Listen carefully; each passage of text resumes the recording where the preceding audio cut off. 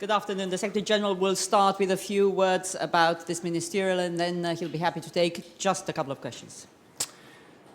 Today and tomorrow, NATO foreign ministers will meet here at NATO headquarters. This meeting will be an important part of our preparations for the NATO summit, which will take place in Chicago in May next year.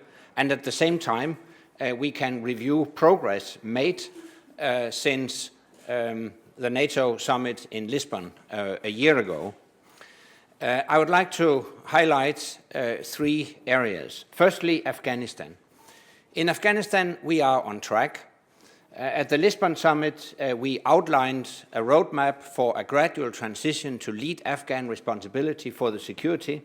And recently, President Karzai announced the second tranche of transition of provinces and districts to lead Afghan responsibility, which means that by the end of this year, more than a half of the Afghan population will be living in areas where Afghan security forces have taken the lead responsibility for security.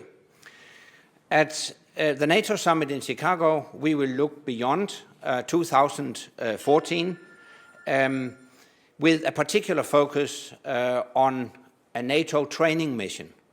It is of utmost importance to make sure that the Afghan security forces will continue to be able to take responsibility for security also beyond 2014, and we stand ready to assist the Afghan government and the Afghan security forces with a particular focus on training activities. Second area, Kosovo. Overall, the security situation in Kosovo and the region is good and stable. But as you all know, we have seen recent security incidents in northern Kosovo. I strongly condemn the violence we have witnessed. We have requested removal of all barricades to ensure freedom of movement in the area, which is part of the United Nations mandate. The good news is that Belgrade and Pristina has reached an agreement on integrated crossings, and we have seen the removal of the first roadblocks, but we need a removal of all barricades. We need complete freedom of movement. And I can assure you that KFOR stands ready to continue to implement the United Nations mandate in a status-neutral and impartial way. We are there to protect all people in Kosovo. And the final area I will mention is the relationship between NATO and Russia. We'll have a meeting in the NATO-Russia Council tomorrow. Foreign Minister Lavrov will attend the meeting.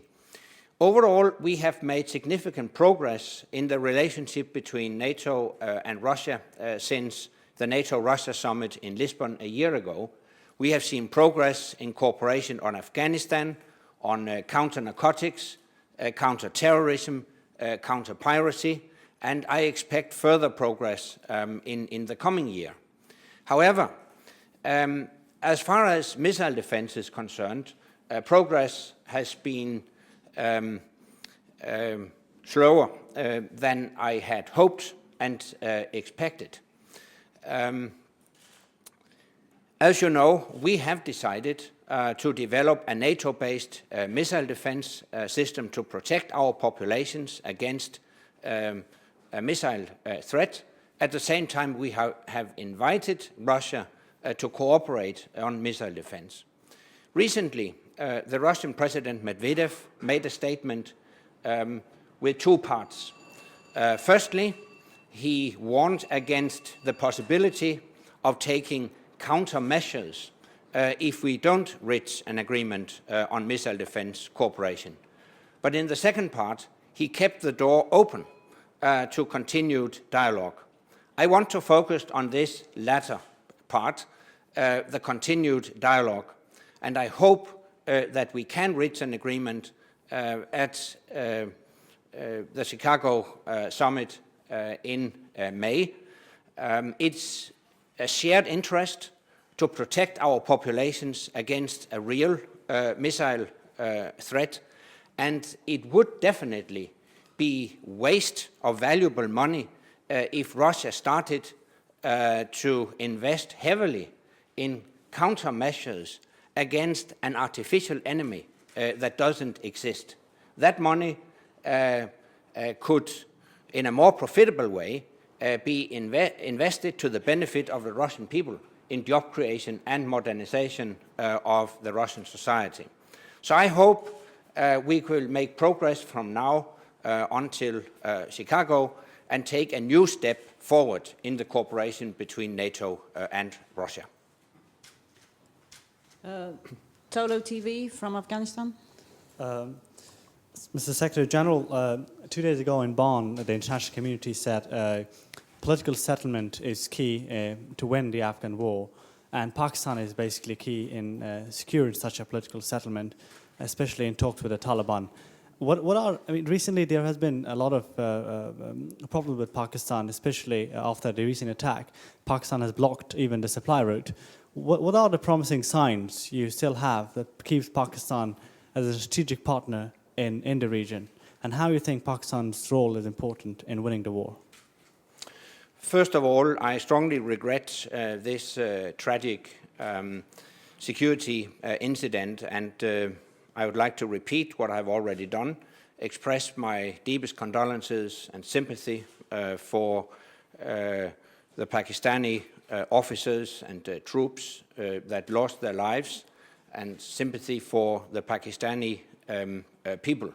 The only way forward is a positive cooperation between Afghanistan and Pakistan, between the United States and Pakistan, between NATO and Pakistan. I fully agree that at the end of the day, we need a positive engagement of Pakistan if we are to ensure long-term peace and stability in Afghanistan and in the region. So there is no alternative. I hope to see further progress in our relationship. We have offered a political framework for cooperation between NATO and Pakistan. Reuters. Yes, Secretary General, David Brunstrom from Reuters. On Kosovo, would you see it as potentially positive or negative for the security situation in Kosovo if Serbia were to be granted EU candidate status on Friday in Brussels? Well, first of all, let me stress that I'm not going to interfere with EU business. It is, of course, for the European Union to decide whether the Union will grant candidate status to Serbia. But in general, I do believe that any step that can improve the relationship between countries in the region and the Euro-Atlantic structures, including the European Union and NATO, will benefit not only the region but Europe as a whole.